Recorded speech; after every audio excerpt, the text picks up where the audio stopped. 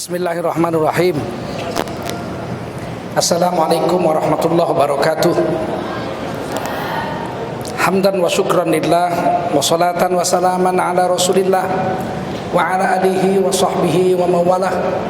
Allahumma salli ala sayyidina wa habibina wa maulana Muhammadin wa ala alihi wa sahbihi ajma'in.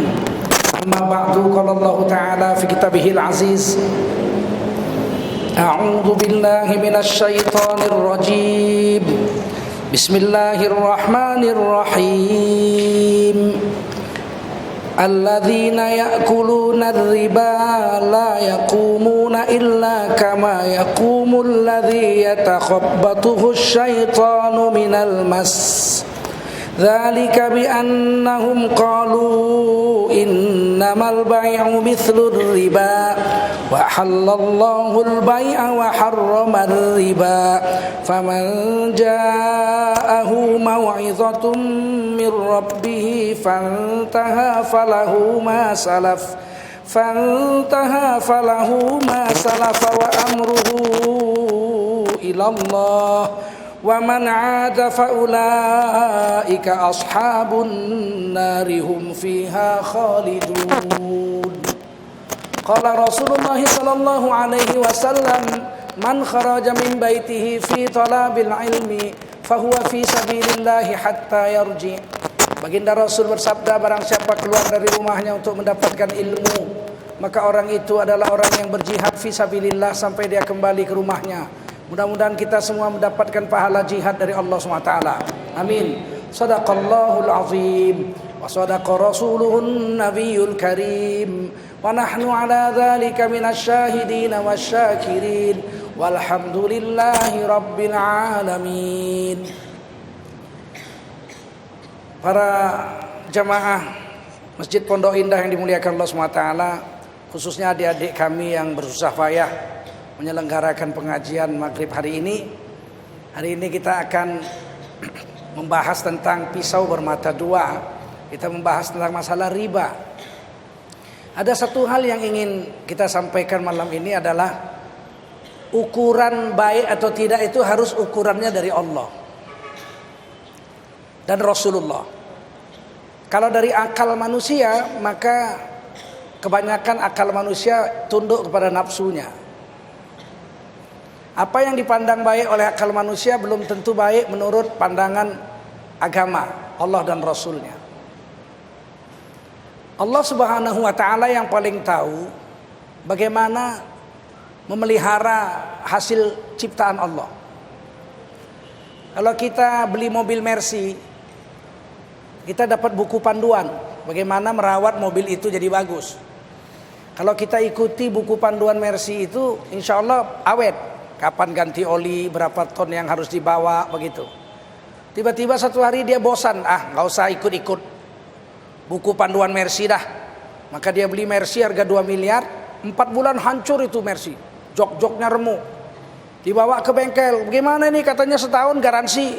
Loh iya, saya juga heran kok mobil bapak bisa hancur begini. Dibawa bagaimana ini mobilnya? Oh, mobil ini karena mahal 2 miliar, saya bawa ke Lampung. Saya bawa ngangkat sawit di perkebunan. Hancur itu. Kenapa? Karena kalau mau angkat sawit jangan pakai Mercy. Jangan pakai mobil sedan, beli truk Hino. Anda beli Mercy sedan dipakai untuk angkat sawit. Hancur itu sawit, mobilnya. Begitulah kita juga.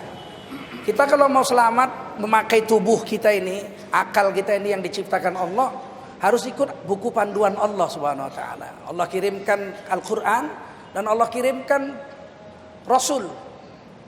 Ada 124 ribu Rasul, 224 ribu Nabi dan Rasul, 313 Rasul, 25 Rasul pilihan, 5 Rasul ulul azmi. Yang wajib kita ikut sekarang baginda Rasulullah Sallallahu Alaihi Wasallam. Salawat salam kita sampaikan untuk Nabi Muhammad Sallallahu Alaihi Wasallam. Riba itu artinya bertambah. Tapi kata Rasulullah, tambahnya itu tambah yang jelek, bukan tambah yang bagus. Sedekah bertambah juga. Sedekah tambahnya bagus. Infak tambahnya bagus. Anfiq yunfiq.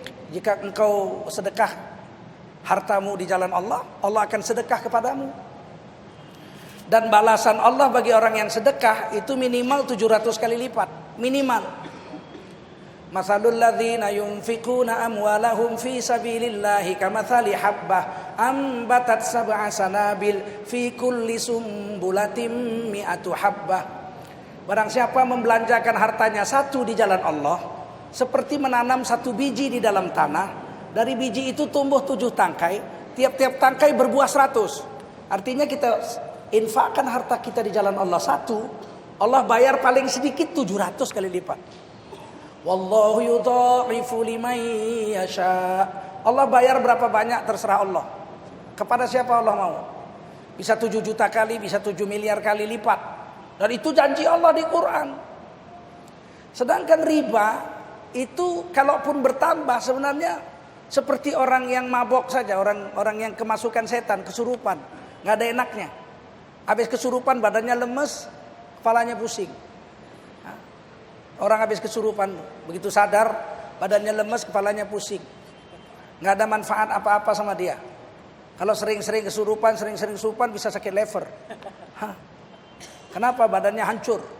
Oleh karena itulah dikatakan oleh Allah Subhanahu wa taala, kama yaqumul ladzi yatakhabbathu syaiton minal mas. Berdirinya aja enggak istiqomah, berdirinya aja tidak kukuh. Berdirinya goncang-goncang kayak orang kesurupan, geleper-geleper, kelupuk-kelupuk. Ini makan riba. Dan ternyata sudah terbukti. Waktu krisis moneter tahun 98, seluruh bank yang memakai sistem riba di Indonesia ambruk.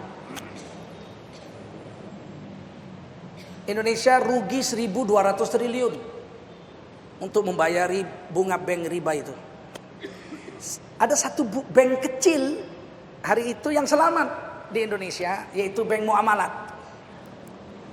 Ketika zaman Pak Harto, Ketua Majelis Ulama Indonesia dengan Ketua ICMI Bapak Habibie, mantan Presiden Habibie waktu itu masih menteri, berkeinginan membuat satu bank di Indonesia, bank syariah yang tidak pakai sistem riba. Akhirnya menghadap Pak Harto. Oleh Pak Harto, katakan Pak Harto setuju. Bagus sekali. Kalau memang ada yang halal, bagus sekali.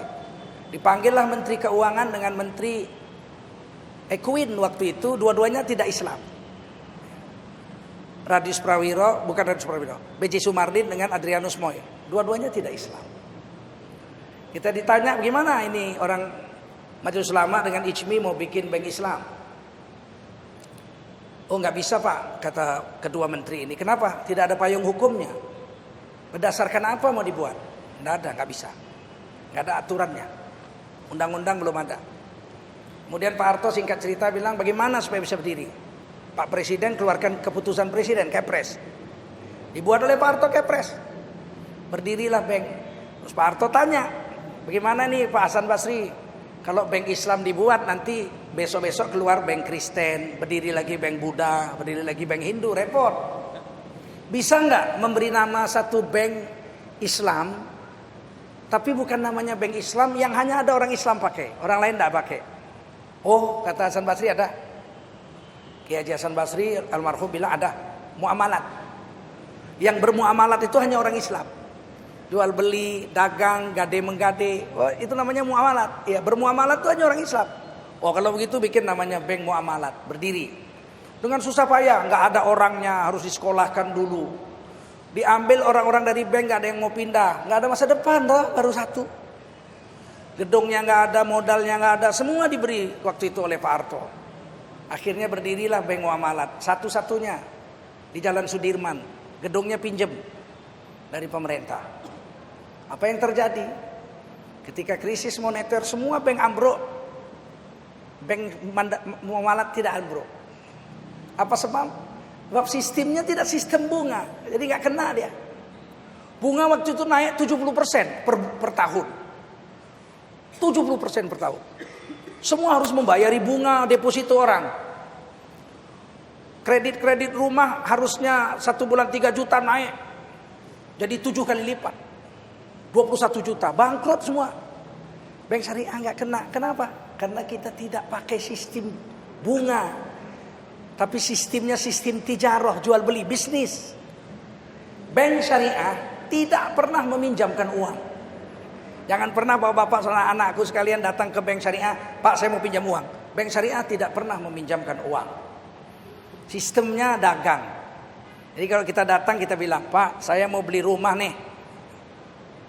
Di mana? Sono. Berapa harganya? 500 juta. Duit Anda berapa? Duit saya cuma 100 juta. Boleh? Mana rumahnya? Dilihat. Surat-suratnya jelas. Maka bank membayarkan 400 juta. Si pembeli bayarkan 100. Jadi 500. Beli. Sekarang ini sudah dibeli 500 juta. Milik bank 4/5. Milik nasabah 1/5. 20%, 80%. Namanya kongsi, musyarakah. Nah sekarang bank menjual hak bank itu kepada nasabah. Hak kami yang 80% mau kami jual sama Anda. Anda boleh tinggal situ nyewa, uang sewanya dihitung membeli saham kami. Namanya sistemnya ijarah, bitamlik. Oke. Tinggallah di situ. Nah, tinggal. Bikin perjanjian. Dibagilah yang 80% lagi 400 juta. Berapa sanggup membayarnya? 10 tahun. 10 tahun 400 juta. Oke. 1 tahun 40 juta. Baik. Nah, sekarang kami mau dapat untung. Dari 400 juta itu kami mau dapat untung. Oke, berapa? Selama 10 tahun dari 400 juta itu kami jual hak kami itu untungnya kira-kira 200. Jadi 600. Ya, oke 600. Bikin akad kredit. Berjalan 5 tahun. Baru dibayar 300. Sisa 300 lagi. Tiba-tiba si pembeli nggak bisa lagi bayar. Maka si pembeli datang kepada bank. Kami nggak bisa lagi bayar nih. Sisa 5 tahun lagi. Masih ada 300 lagi. Ya, terus gimana? Pokoknya kami nggak bisa bayar. Ya, kalau begitu kita jual nih rumah. Anda boleh jual. Bank siapa yang duluan dapat pembeli, berapa harga yang paling tinggi, itu kita ambil. Ternyata dalam 5 tahun harga rumah itu tidak lagi 600. Sudah jadi harganya 900. Laku dijual 900. Sedangkan rumah sudah dibayar 300 dari 600. Sisa utang 300. Bank ambil sisa yang 300. Yang lainnya semua diambil sama pemilik. Pemilik itu, pembeli itu 100 juta dia punya, ditambah dengan 300 yang sudah dia bayar, 400 dia punya kan? Bank punya 300. Sedangkan itu dijual 900, masih ada sisa 200. Berbagi. Sekarang si pemilik lama bank sahamnya tinggal 200. Sedangkan si pembeli sahamnya sudah 300 tambah 100, 400. Maka bagiannya 4 bagian untuk si pembeli dari yang 200 sisa. 2 bagian untuk si bank. Karena bagiannya sudah dikurangi. Tidak ada sistem sebaik ini. Kalau bank konvensional Anda pinjam, baru bayar 5 tahun nggak bisa bayar, diambil. Anda diusir. Betapa bedanya, jauhnya seperti langit dengan bumi. Makanya orang barat pun, Anda yang sekolah ekonomi harus mengakui bahwa sistem ekonomi konvensional itu disebut bubble economic. Bubble economic itu artinya ekonomi gelembung. Kayak kita main gelembung sabun, besar, terbang. Kayaknya gede, padahal ditusuk pakai jarum, cetos, pecah, nggak ada apa-apanya. Ekonominya namanya bubble economic, ekonomi gelembung aja. Padahal sebetulnya tipu saja itu. Saya beli saham di Bursa Efek 1000, oh naik nih, bulan ini naik jadi 1200, naik jadi 1400. Nggak ada itu, mana? Naiknya mana? Tiba-tiba bulan depan hancur jadi 100 rupiah. Bisa dipermainkan oleh si pemegang modal. Makanya disebut efek. Efek itu bahasa Arab, artinya tipu. Ifkun. Bahasa Arabnya ifkun. Bahasa Inggrisnya efek. Artinya apa? Tipu. Dusta. tipu, dusta, bohong. Ifkun kabir, dusta yang besar. Jadi dari bahasanya udah tahu tuh efek tuh menipu, berbohong. Sedangkan ekonomi syariah disebut real economic. Ini saya sekolah di Amerika, di Hawaii. Mereka mengakui ekonomi Islam itu adalah real economic, ekonomi yang realitas. Barangnya harus jelas, akad perjanjiannya harus jelas, nggak boleh ada abu-abu di situ, tidak boleh ada tipu-tipu di situ, dan semuanya harus tertulis. Idza tadayantum bidainin ila ajalin musamma faktubuhu. Surah Al-Baqarah 282. Ini ayat terpanjang se-Quran. Satu ayat satu halaman.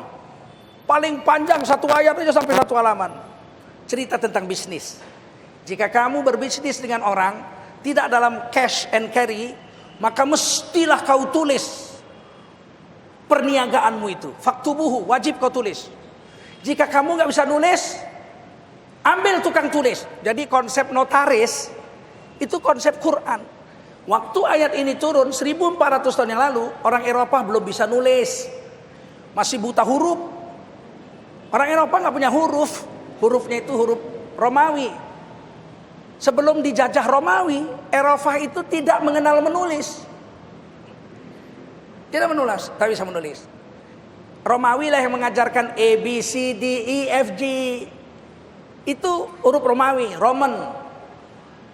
Angkanya 1, 2, 3, 4, 5, 6, 10 itu kali angka Romawi. Tapi kemudian Islam datang ke Eropa membawa angka Arab. 1, 2, 3, 4, 5, 6, 7, 8, 9, 0. Romawi tidak kenal 0. Romawi 10-nya kali, tidak kenal 0. Tidak praktis bikin 40 Romawi itu kali kayak pagar rumah orang.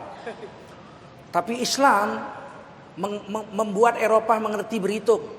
Dan ahli-ahli berhitung di seluruh dunia itu orang-orang Islam.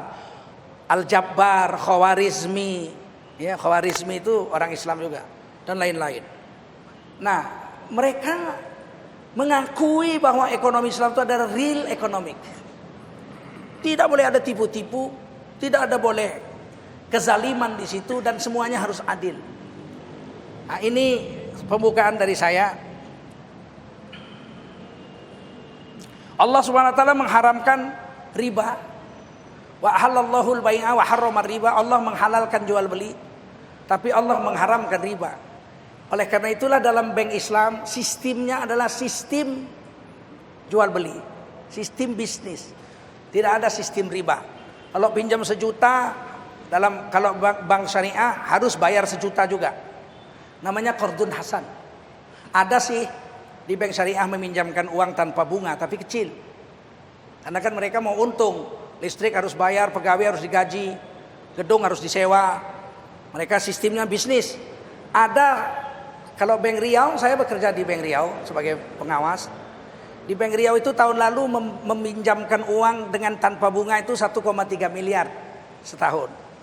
Jadi Anda pinjam 10 juta setahun, pulang 10 juta.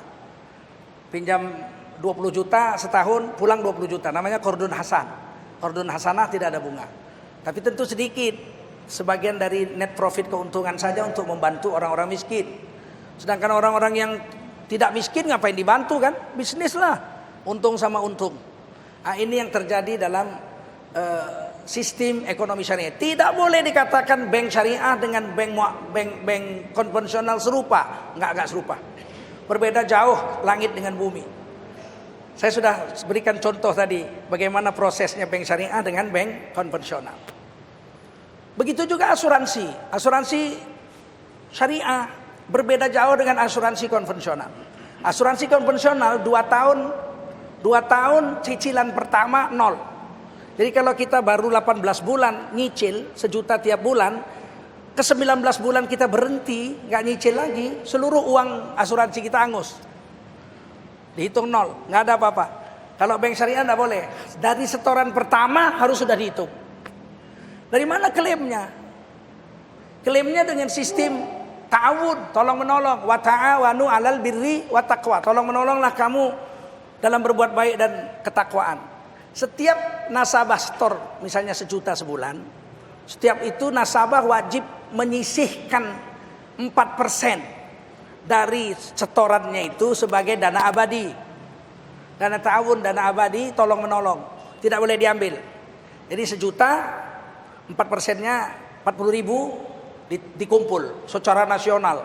Itu namanya dana abadi. Kalau ada yang klaim, dibayar pakai dana ta'awun ini. Sedangkan kalau kita tidak klaim setahun, itu harus dipulangkan berapa persen kepada kita, dipotong administrasi dan lain-lain. Sebab uang itu uang kita. Begini makanya BPJS itu, Majelis Ulama mengharamkannya. Mesti dibuat BPJS syariah, karena BPJS ini tidak jelas akadnya. Apa akadnya? Kalau asuransi, nggak klaim berarti harus balik. Kalau saya BPJS itu asuransi, 10 tahun saya bayar tiap bulan. Tidak pernah sakit, tiba-tiba saya mati aja ketabrak spur. Uang saya habis, mana boleh? Itu kan uang saya. Saya nggak pernah klaim, balik dong berapa? Oh nggak balik. Kalau begitu Anda merampok uang saya. Harus ada jelas, apa jelas? Kalau asuransi biar jelas. Kalau sumbangan biar jelas sumbangan. Apa namanya? Makanya Majelis Ulama bilang apa coba? Apa namanya uang BPJS itu?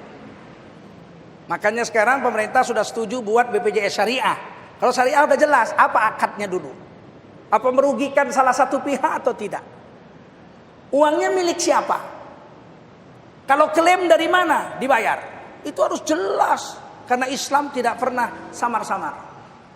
Tidak boleh samar-samar. Bapak-bapak yang mulia, banyak jenis riba-riba sekarang. Selain pinjam uang bayar berlebih itu riba, biar 1%. Bagaimana dengan gade syariah? Gade syariah, saya punya emas nih. 1 kilo saya gade. Harganya 1 miliar. Saya pinjam 800 juta. Gadeannya 1 miliar. 4 bulan. 4 bulan saya bayar 800 juta. Tetap dipulangkan 800 juta. Dari mana keuntungan pegadaian supaya dia hidup? Emas ini dititip kepada pegadaian. Sehari berapa biayanya? Sehari berapa? Kan titip dia. Kalau hilang resiko segala macam itu titip. Yang kita bayar tuh uang titipnya. Titip emasnya sama dia 4 bulan. Bukan kita bayar gadean. Gadeannya tetap 800 juta. Bayar 800 juta. Jadi sistemnya itu harus jelas. Kalau di pegadaian tuh 1 hari 165 rupiah. Uang gadenya. Kalikan aja kalau 4 bulan kali 165 rupiah. Uang gadenya. Ini tentang ekonomi syariah. Alhamdulillah di Indonesia meskipun negara kita negara Pancasila, tapi syariat Islam berlaku di Indonesia. Ini perlu diberitahui. Sebab anak-anak muda sekarang banyak diracun oleh orang-orang ekstremis, radikalis yang mengatakan Indonesia negara setan, toghut, hukumnya hukum kafir. Pembohong besar itu orang. Indonesia ini ajaib tahu. Tidak disebutkan negara Islam, tapi negara yang berketuhanan yang Maha Esa. Negara Indonesia adalah negara berdasarkan ketuhanan yang Maha Esa. Kita berdasarkan ketuhanan yang Maha Esa. Dan ternyata syariat Islam di Indonesia jalan. Imam Syafi'i membagi syariat itu 4 bab. Berapa? Bab pertama bab ibadat.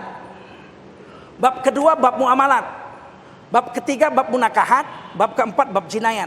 Ini syariat Islam. Yang namanya syariat Islam itu 4 bab. Bab pertama ibadah. Di Indonesia nggak ada yang dilarang. Mau zikir seharian, mau sholat sunat 1000 rakaat sehari semalam, mau one day one juz lumayan lah. Kalau kami 3 hari sekali khatam. Kenapa rupanya nggak boleh? Mau pakai cadar boleh. Saya pergi negeri pakai jubah. Ngajar sastra Inggris pakai jubah. Anak saya pakai cadar, istri saya pakai cadar. Nggak ada yang larang. Mau umroh tiap tahun boleh. Saya tiap tahun umroh. Nggak ada yang larang. Mau ngapain aja? Mau potong korban boleh. Mau ngapain ibadahnya? Ibadah apa? Puasa? Boleh. Tidak ada larangan. Dijamin. Indonesia menjamin tiap-tiap warga negara untuk menjalankan agama garis miring kepercayaannya sesuai dengan agamanya. Beres. Bab muamalat. Bapak mau jual beli, sistem Islam sudah ada undang-undangnya. Mau pinjam uang tadi ke bank, oh nggak boleh, tapi bisa pakai uang bank untuk kongsi beli barang. Silakan, ada undang-undangnya sudah ada. Di negara Indonesia, undang-undang bank Islam ada, undang-undang asuransi Islam ada, undang-undang finance keuangan Islam ada, sewa beli cara Islam ada, gade pun gade cara Islam ada. Nggak ada di negara lain seperti ini. Bebas, dilindungi undang-undang. Beres. Munakahat, nikah, urusan perkawinan bahkan sejak zaman Belanda itu sudah diurus negara. Dulu Belanda mengangkat Tuan Kadi. Bapaknya Buya Hamka Karim Amrullah itu Kadi. Yang diangkat Belanda, digaji. Buyut saya, bapak nenek saya itu Tuan Kadi di Kerajaan Serdang, Sumatera Utara. Kadi besar. Dibayar oleh negara. Kafir Belanda. Setelah merdeka, 7 kata dihapus dari Piagam Jakarta. Ketuhanan yang Maha Esa, dengan kewajiban menjalankan syariat Islam bagi pemeluk-pemeluknya. Dihapus. Atas usul Dr. Maramis. Supaya orang Nasrani dan Hindu tidak merasa dijajah oleh Islam. Boleh coret. Tapi kompensasinya apa? Ulama-ulama kita, Yai Hashim Asy'ari, Bagus Hadi Kusumo, Kasman Singodimejo, Kahar Muzakir, yang mendirikan negeri ini, tanya kompensasinya untuk orang Islam apa? Karena umat Islam tidak bisa hidup tanpa negara. Akhirnya dibikin Departemen Agama. Sampai kiamat Departemen Agama nggak boleh dihapus. Di Saudi nggak ada Departemen Agama, di Kuwait nggak ada, di Irak nggak ada, di Malaysia nggak ada, Singapura nggak ada, di Thailand nggak ada. Yang ada Departemen Agama hanya di Indonesia. Di Brunei aja negara Islam nggak ada. Karena apa? Karena kompensasi 7 kata dicoret. Bahwa bangsa Indonesia tidak bisa hidup tanpa negara. Misalnya mau nikah nih, ada anak gadis mau nikah atau janda mau nikah, tapi nggak punya wali. Bapaknya nggak ada, kakeknya nggak ada, saudara kandungnya laki-laki nggak ada, sepupu, anak pamannya laki-laki nggak ada, paman nggak punya, sebatang kara, mau nikah, maka dia wajib dinikahkan oleh negara. Hadis Nabi riwayat Ibnu Majah, Sultan waliyun liman la waliyalaha. Negara adalah wali bagi wanita yang tidak punya wali. Jadi wanita ini harus pergi ke mana? Ke pemerintah. Pemerintah membuat wakilnya. Apa itu? Yang urusin agama umat Islam. Namanya Departemen Agama.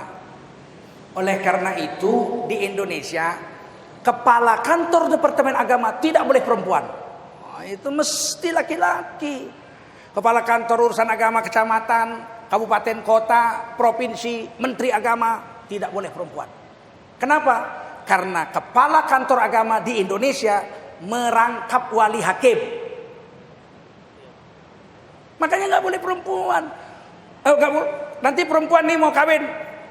Oh, kata Nabi, walinya sultan, penguasa, pemerintah. Datanglah dia ke Departemen Peternakan. Pak, saya mau kawin. Ini Departemen Peternakan, tapi kan pemerintah. Di sini ngawinkan sapi, bukan ngawinin orang.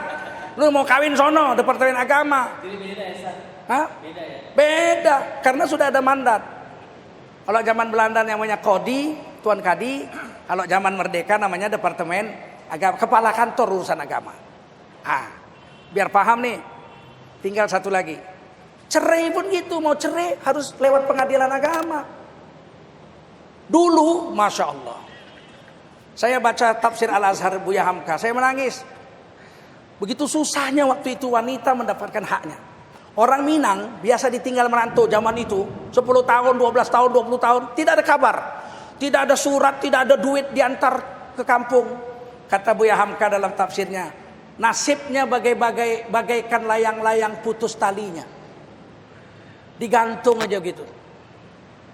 Akhirnya wanita-wanita zaman itu, kata Buya Hamka, untuk bisa bercerai dengan suaminya yang merantau tidak ada kabar, mereka datang ke masjid hari Jumat. Hari Jumat datang ke masjid, berdiri, nungguin orang kumpul. Begitu orang selesai sholat Jumat, Itu perempuan berdiri. Assalamualaikum warahmatullahi wabarakatuh. Saudara-saudara sekalian, dengan ini saya Aminah binti Abdullah menyatakan murtad dari Islam. Keluar dari Islam. Terkejut orang satu masjid. Habis murtad sambil nangis-nangis itu. Kemudian dia bilang, ambo tobat, ambo dari murtad, ambo syahadat balik. Asyhadu an la ilaha illallah wa asyhadu anna Muhammad Rasulullah. Biar apa dia murtad? Biar statusnya sebagai istri otomatis putus. Orang yang murtad rumah tangganya langsung otomatis cerai.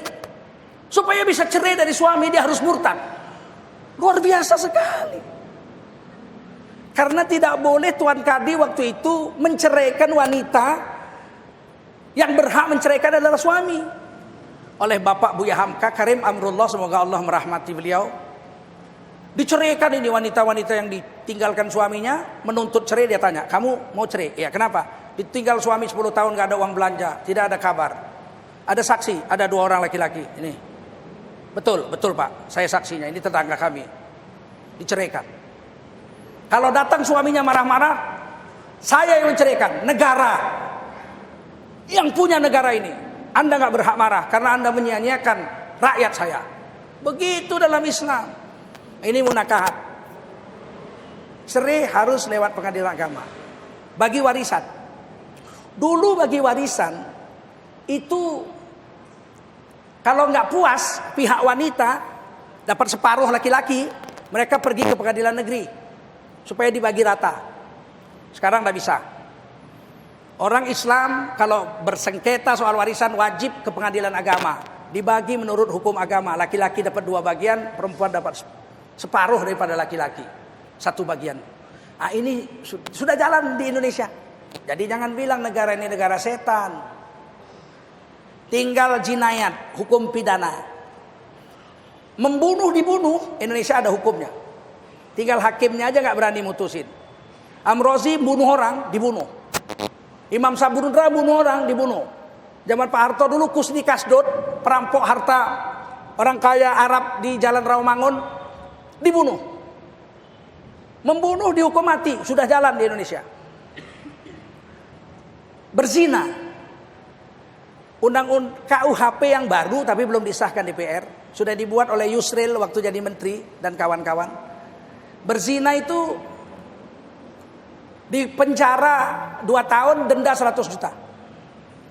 Cuman belum disahkan DPR, sudah dibuat. Tapi kan dalam Islam kalau berzina hukum mati. Yang dihukum mati itu kalau sudah punya suami.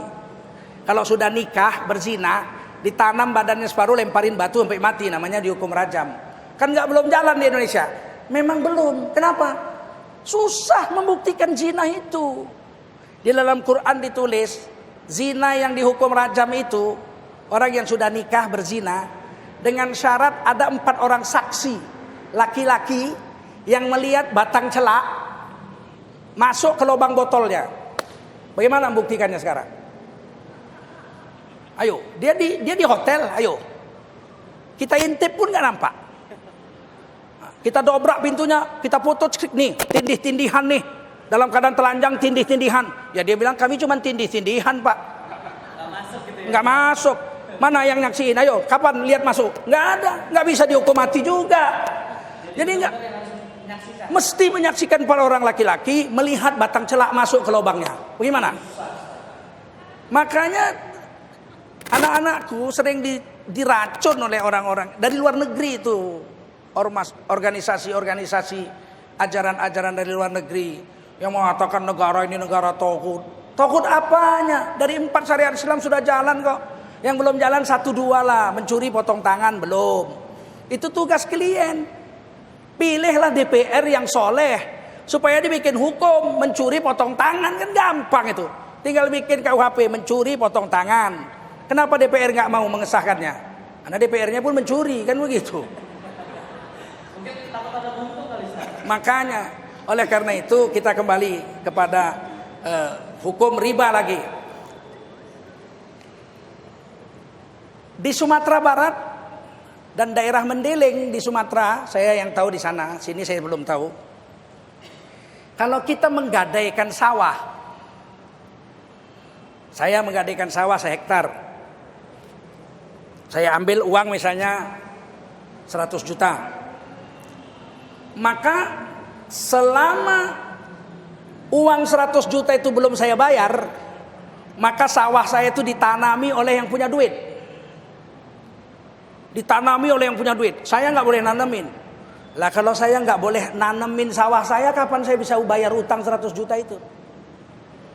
Hasilnya diambil sama yang punya duit. 10 tahun ditanami sama yang punya duit, sawah itu hasilnya 100% untuk yang punya duit. Maka saya yang menggadaikan sawah itu tidak punya jalan untuk membayar itu. Yang kedua, si pemilik uang mendapatkan riba selama 10 tahun menanami sawah itu. Setelah 10 tahun saya dapat duit. Bekerja keras saya di tempat lain dapat gaji, saya bayar 100 juta. No. Saya bayar 100 juta, tetapi sawah saya itu telah diambil hasilnya selama 10 tahun oleh si pemilik duit. Yang 10 tahun itu dihitung riba oleh Allah SWT. Rasulullah bersabda, qillati ila amrihi akibatu kana illa riba man aktsara ahadun ma. Qillah, ya. Tidak ada satu orang pun yang banyak melakukan praktek riba kecuali akhir urusannya adalah hartanya bukan bertambah banyak tetapi bertambah sedikit. Hadis riwayat Ibnu Majah, Sahih Ibnu Majah. Nah, ini yang dikatakan mungkin dalam judul kita hari ini, pisau bermata dua. Kita pinjam uang untuk usaha, ternyata bukan tambah banyak sebetulnya, bertambah sedikit. Karena lebih banyak bayar ribanya, bunganya daripada yang kita pakai untuk usaha. Kita pinjam 10 juta, bunganya 10% setahun. 10 tahun sudah jadi 100%. Jadi kita dapat untung 10 juta untuk bayarin banknya saja, untuk bayarin orang-orang yang memberi ribanya itu saja 10 juta 100%. Nah, untuk kita habis, kita sendiri capek setengah mati kerja untuk orang. Tidak jarang kita nggak bisa bayar, harta gadaian kita diambil, rumah kita diambil dan sebagainya dan sebagainya. Oleh karena itu kita jaga bahwa sebenarnya riba itu sama sekali tidak memberi keuntungan, kata Rasulullah SAW, tetapi hanya memberikan kehancuran pada harta kita dan kelelahan dalam berusaha, sama sekali tidak ada untungnya. Negara-negara yang memakan riba umumnya hancur tuh. Eropa habis, Spanyol bangkrut, ya dulu Brazil bangkrut, Yunani bangkrut. Jadi hampir seluruh Indonesia juga bangkrut waktu tahun 98 IMF. Hancur kita. Oleh karena itu tidak ada keuntungan apa-apa.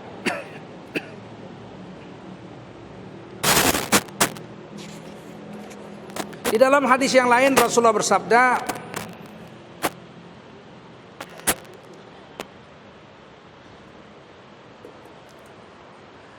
akilar riba wa mu'kalahu wa katibahu wa syahidaihi rawahu Muslim.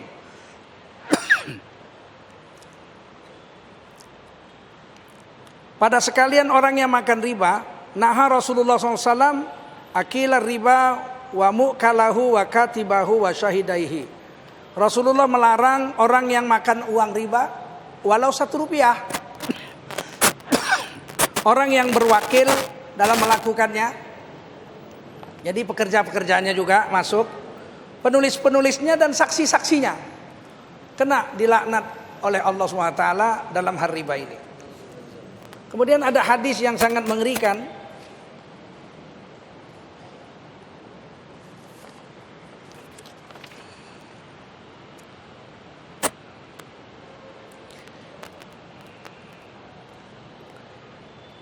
Dirhamu riba ya'kuluhur rajulu wa huwa ya'lamu asyaddu min sitta wa thalathina zina.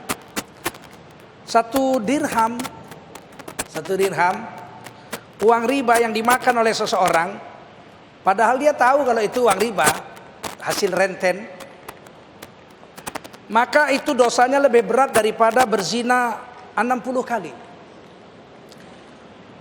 Berzina sekali aja pahala kita 70 tahun dihapus. Makan riba lebih besar dari berzina 70 kali.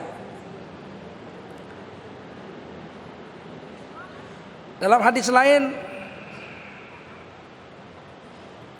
wasab'una baban aisaruha mithlu an yankihar rajulu ummahu wa ina arbar riba ardur rajulu al-mumlima riba salasa.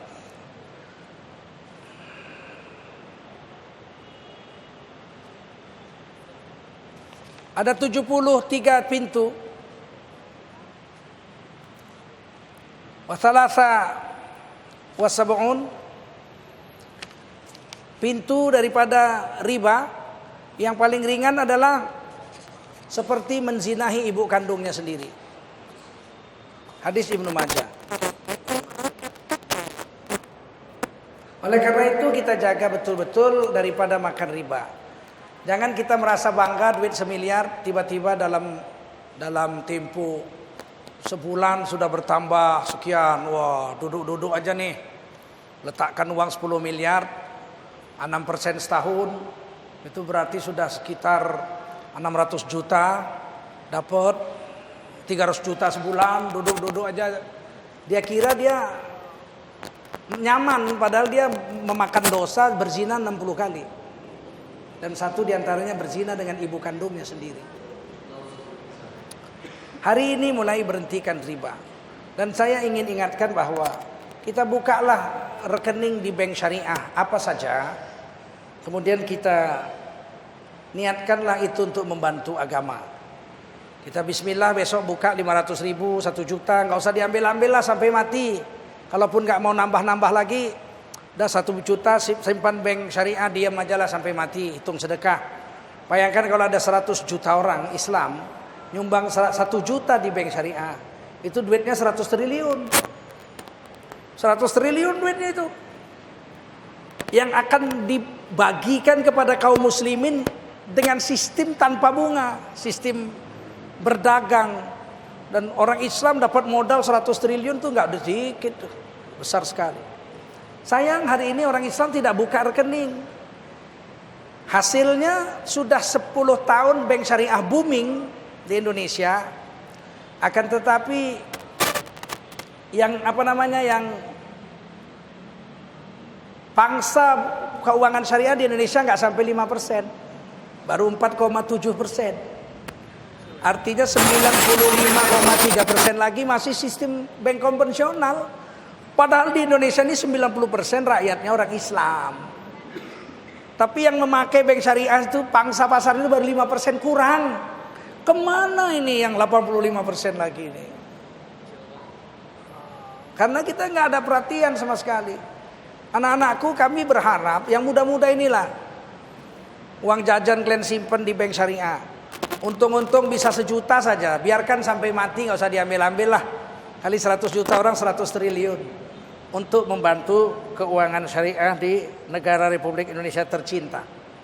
Yang kedua, di Indonesia ini sayangnya tidak ada 1 rupiah pun uang APBN yang disimpan di bank syariah. Itu kenyataan. APBN kita 1.800 triliun, 1 rupiah pun nggak ada yang disimpan di bank syariah. Jadi keberpihakan negara kepada bank syariah itu belum ada, nol, nggak ada. Secara kebijaksanaan iya sudah ada undang-undang dan sebagainya. Tapi secara real keberpihakannya menyimpan uang di bank syariah, 1 rupiah pun nggak ada uang negara disimpan di bank syariah. Jadi murni hanya uang kita saja rakyat Indonesia yang Islam. Uang tabungan haji saja 40 triliun lebih, itu lebih 11 tahun. Majelis Ulama dan organisasi massa Islam meminta kepada pemerintah supaya dipindahkan ke bank syariah. Setelah 11 tahun baru berhasil. Bayangin aja itu. 40 triliun disimpan di bank syariah, di bank konvensional tanpa bunga, karena bunga itu haram. Saya nggak tahu apa betul-betul nggak dibungakan, nggak tahu lah. Pokoknya ngakunya nggak berbunga. 11 tahun kita rugi. Bagi hasil enggak, apa-apa enggak, 40 triliun. 11 tahun, berapa duitnya itu? Kalau bagi hasil kan ada jelas untung. Nah, ini keberpihakan belum. OJK, Otoritas Jasa Keuangan, tahun ini sudah mengeluarkan peraturan bahwa negara itu harus meletakkan sebagian uangnya di bank syariah. Nah, bayangkan kalau uang bencana alam aja, cadangan bencana alam simpang di bank syariah, triliunan juga tuh. Apalagi uang pekerjaan umum, bikin kereta api cepat Bandung Jakarta aja 70 triliun duit itu. Bukan sedikit. Oleh karena itu kita harapkan pemerintah segera berubah dan kita pun jangan sampai terlena. Bantulah bank syariah ini sekuat tenaga yang kita bisa buat. Terima kasih. Subhanallah bihamdihi, subhanakallahumma wa bihamdika, asyhadu an la ilaha illa anta, astaghfiruka wa atubu ilaik. Subhana rabbika rabbil izzati amma yasifun, salamun alal mursalin, walhamdulillahi rabbil alamin. Saya mohon maaf tadi ketiknya ada yang loncat hadisnya, sehingga bacaannya jadi loncat juga. Harap maklum. Wassalamualaikum warahmatullahi wabarakatuh. Waalaikumsalam warahmatullahi wabarakatuh. Sekali lagi terima kasih. Aplikasi Android Saling Sapa sudah tersedia di Play Store. Download gratis aplikasinya sekarang juga dan install di ponsel Anda. Simak dan koleksi video maupun audionya. Kini jadi lebih mudah, menyenangkan, praktis, efisien, kapan saja dan di mana saja.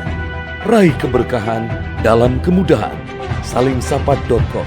Berteman dalam kebaikan.